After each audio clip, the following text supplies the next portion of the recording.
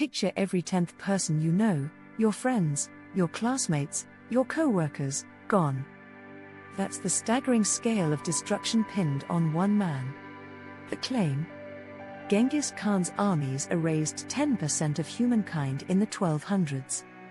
We're talking 40 million corpses. Forests growing back over abandoned farms. Carbon literally sucked from the air. Sounds apocalyptic, doesn't it? But is this history, or just medieval clickbait designed to shock? Because let's be honest, those big, round numbers always grab our attention. Stick around, we're about to put the most terrifying statistic in world history to the test. Subscribe and share this video. Section 1. Where did that number come from? That 10% figure pops up everywhere, from documentaries and Reddit threads to even some serious textbooks. It's built on a pretty simple equation.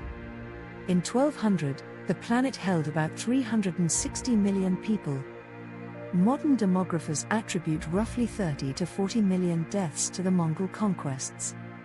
Do the division, and bingo, you land near 1 in 10. The trailblazer here is often cited as the 1978 Atlas of World Population History, which floated a 40 to 60 million range. Trouble is, that book mixed battle deaths, famine, plague, and missing census paperwork into one giant, gruesome meat grinder. Medieval scribes, bless their hearts, loved round numbers. They were often more interested in making a dramatic point than an accurate tally. Modern scholars, on the other hand, love footnotes and precision. And when you chase those footnotes, the 10% claim starts wobbling. Section 2. What the paper trail really says. Let's zoom in on China, the empire with arguably the best surviving records. The Jin dynasty reported about 50 million subjects in 1195. By 1235, that figure falls to a mere 9 million on paper.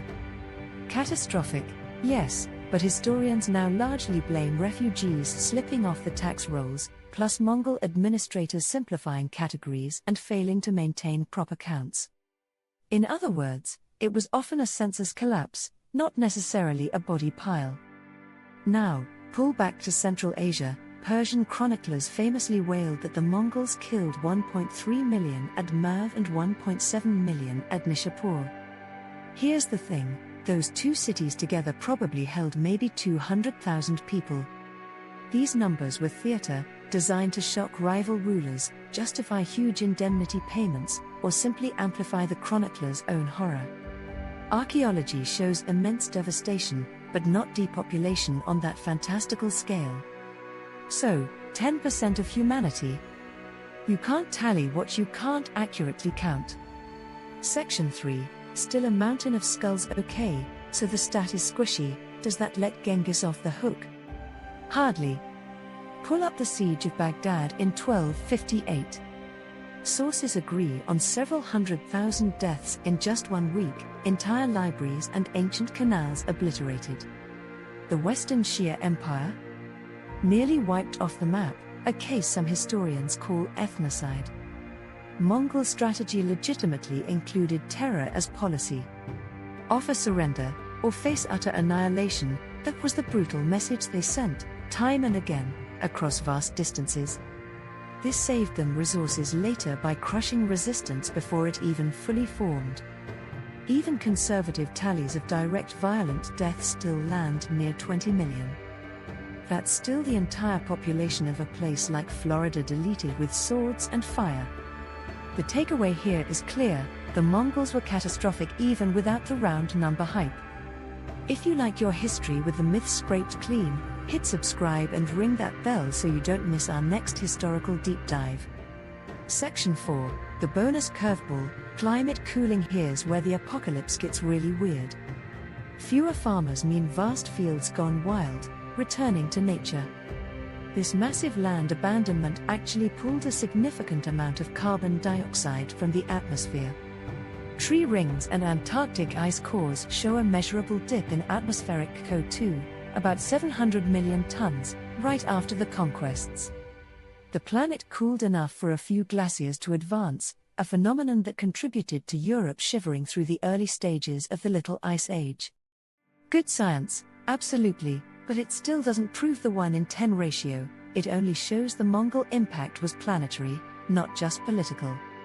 Section 5. Why the myth survives. Humans, it seems, crave tidy superlatives: the biggest, the bloodiest, the baddest.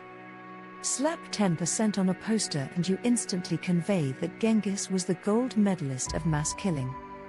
Add colonial-era fears of Asian hordes, a narrative that amplified the perceived threat and the scale of destruction, and the number snowballed. Each retelling rounded up, until 8% became 10, then almost 11. Try correcting someone at a party and you sound like you're defending genocide. Not exactly a great icebreaker, is it? Myth 1, Nuance 0. The verdict: did Genghis Khan personally wipe out 10% of humanity? The honest answer: we don't know, but the balance of evidence says probably not. The Mongols were horrifically efficient, tens of millions died, whole cultures vanished, and the carbon footprint of their destruction literally reshaped the atmosphere. Yet the surviving data are simply too patchy, too prone to exaggeration, to certify that 1 in 10 humans perished. Treat the 10% claim as an upper guesstimate, a powerful symbol of terror, not a census-confirmed fact. Remember, the scariest part of history isn't always the number itself, it's how willingly we believe it without checking the math.